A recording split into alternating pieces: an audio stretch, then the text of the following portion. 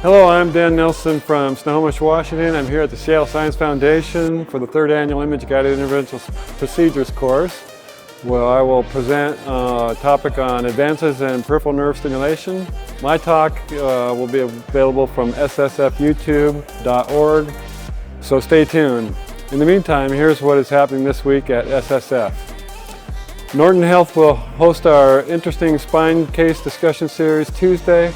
The subject of this evolving treatment of inflammatory arthritis in the spine. Wednesday, Dr. Laurent Pirot from University Reims Champagne-Ardenne will be featured speaker at a cerebrovascular Q&A discussion session.